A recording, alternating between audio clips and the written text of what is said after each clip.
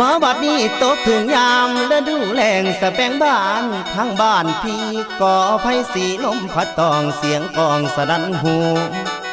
แสนคิดทอดยอดสู่ยามอยู่ห่างน้อไกลกันคุณแล้วสะแบงบ้านลมพัดปิ่นหมุนดอกลงพื้น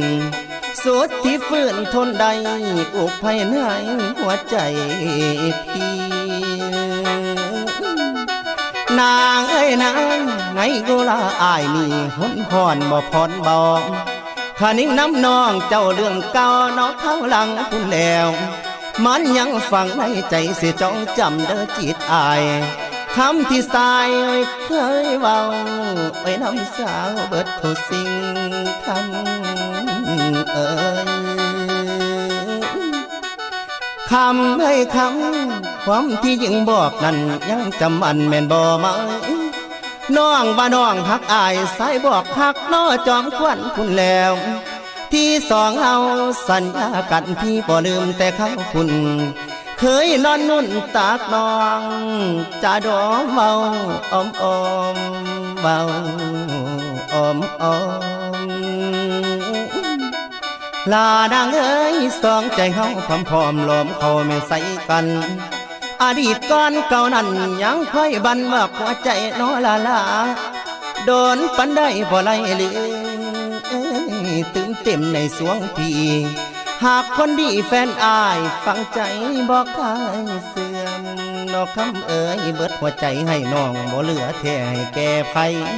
อายยังจำจื่อได้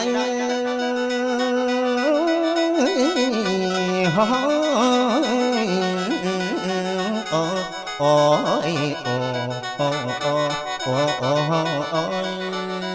โอ้โอ้โอ้โอ้มาบัดนี้อายยังจำชื่อได้แต่เขาก่อนอยู่เที่ยงนาคุณแล้วดอกมันป่าเน็บหัวแก่นางแต่ตอนนั้นก็ยอมบ้านมาหอยมาไล่หอมจำได้บอกคำเอ่ยลานางเอ้ยอายคล้องคอให้น้องปานนั่งฝ่าบัดนั่งแนงอายนั้นยังได้ตื่มแต้มสะแบงดอกพวงบานเอามาสานเป็นมงกุฎใส่หัวให้นางเจ้าสุขสองเฮาเข้านั้นมีมันทองบ่ทันทอลืมแล้วบ่ยอดสู่มัดลาห่างดอกห่างกันนับแต่น้องจากบ้านนานลวงน้อหลายปีบ่เห็นมีเงาสาวข่าวบ่เห็นซ้ำลืมคำเคยเว้าจากกันแต่เข้าก่อนลืมหน้าดอนโคกป่าวาเทียงหน้าหน่อยบ่ทางนี้ลืมมาดีตั้งแต่กี่ทิมความเก่าดอกทั้งสองบ่เหลียวมองคนคอยสิจ้อยตายละดีเจ้าสัญญาคงห่างคอยหานางบ่เห็นไงนะเจ้าไก่ห่างอายพันภายดอกนายนี้คำว่าฮักแต่กี่ของสินค้าละดอกสาวภาพความหลังสองเฮาดอกเก่าดนจนลืมสิ้นใจทวินถึงเจ้าบ่เห็นเงาอดีตผ่านนางไอ้นางยามเบิ่งดอกสะแบงบานยามเบิ่งดอกสะแบงบานทรมานถึงตอกย้ำปังหารซ้ำ